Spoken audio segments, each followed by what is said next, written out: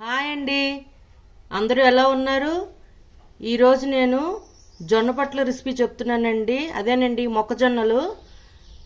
దీనికి కావాల్సింది sweet corn తీసుకున్నానండి. నేను 3 మొక్కజొన్న పొత్తులు తీసుకున్నాను. ఒక జొన్న పొత్తుని 4 ముక్కలుగా కట్ చేస్తానండి. ఉప్పు తగినంత, 1 glass of milk, 1/2 table spoon ఇంగువ, పోపు దినుసులండి, ఆవాలు 1/2 టేబుల్ స్పూన్, జీలకర్ర 1/2 టేబుల్ స్పూన్, ఎండుమిరపకాయలు 4, పచ్చిమిరపకాయలు 4 నిలువుగా కట్ చేసుకున్నానండి. మినపప్పు 1/2 టేబుల్ స్పూన్. ఇప్పుడు ఈ మొక్కజొన్నని ముక్కలుగా కట్ చేసుకుంటాను. చూడండి, ఇలా ముక్కలుగా కట్ చేసుకున్నానండి. ఇప్పుడు దీన్ని పక్కన పెట్టేస్తున్నాను. పొయ్యి మీద కుక్కర్ పెట్టుకున్నానండి. దానిలో 3 to 4 టేబుల్ స్పూన్ ఆయిల్ వేసుకున్నాను. అది వేడెక్కాక దీనిలో 1/2 టేబుల్ స్పూన్ మినపప్పు, 1/2 టేబుల్ స్పూన్ ఆవాలు, 1/2 టేబుల్ స్పూన్ జీలకర్ర, 2 రెమ్మల దాకా కరివేపాకు, ఎండుమిరపకాయలు 3 ముక్కలుగా కట్ చేసుకున్నాను, పచ్చిమిర్చి 4 చీలికలుగా కట్ చేసుకున్నానండి. ఇవన్నీ దీంట్లో వేసేసి బాగా వేగనివ్వాలి. కొంచెం ఇంగువ వేస్తున్నానండి.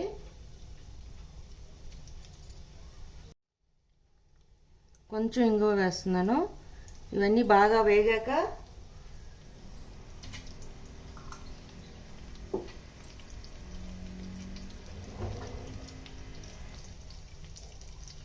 ఇది ఒక స్నాక్ ఐటెం అండి.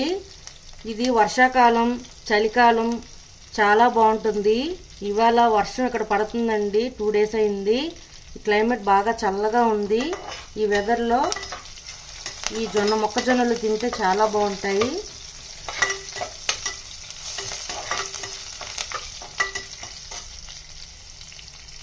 ఇది స్వీట్ కార్న్తోనే కాదండి, మామూలు దేశీ మొక్కజొన్న పొత్తులతో కూడా చేసుకోవచ్చండి ఇవి. ఇప్పుడు తాలింపు వేగిందండి. ఇప్పుడు మనం కట్ చేసి పెట్టుకున్న మొక్కజొన్న ముక్కల్ని దీంట్లో వేసేసి ఈ తాలింపు అంతా ఆ ముక్కలు బాగా పట్టేటట్టుగా కలుపుకోవాలి. ఇప్పుడే నేను 1/2 టేబుల్ స్పూన్ దాకా ఉప్పు వేసుకుంటున్నాను.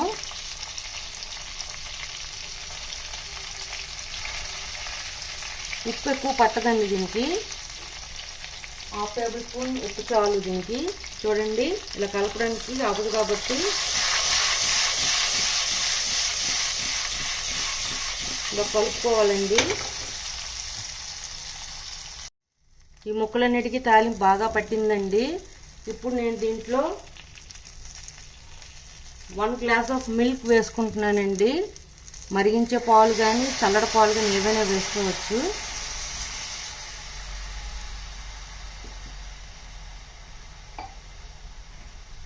వేసుకొని ఇవన్నీ ఒక్కసారి కలుపుకుందామండి.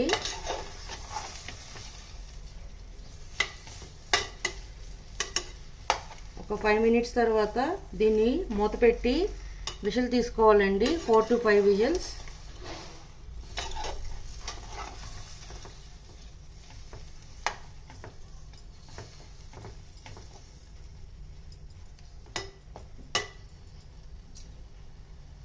చూడండి, ఇది మరగడం స్టార్ట్ అయ్యిందండి.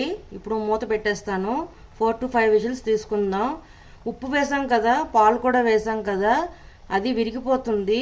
కానీ దానివల్ల ఏమీ ప్రాబ్లం లేదండి. అది విరిగి ఆ మిగడ్లాగా కట్టి అదంతా ఆ మొక్కజొన్న పొత్తులకి పట్టుకుంటుందండి. దాని టేస్ట్ చాలా బాగుంటుంది.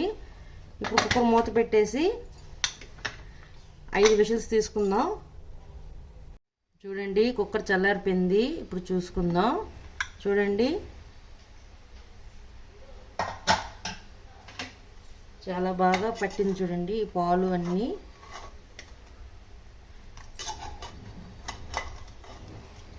ఇప్పుడు దీన్ని సర్వింగ్ బౌల్లోకి తీసుకుందాం. చూడండి, మొక్కజొన్నల రెసిపీ రెడీ అండి. ఇది కారం కారంగా తీయగా చాలా బాగుంటుందండి. వర్షాకాలం, చలికాలం ఈ స్నాక్ చాలా బాగుంటుందండి ఈవినింగ్ టైంలో. అంతేనండి. మీకు నచ్చినట్లయితే like, share and subscribe it. Bye.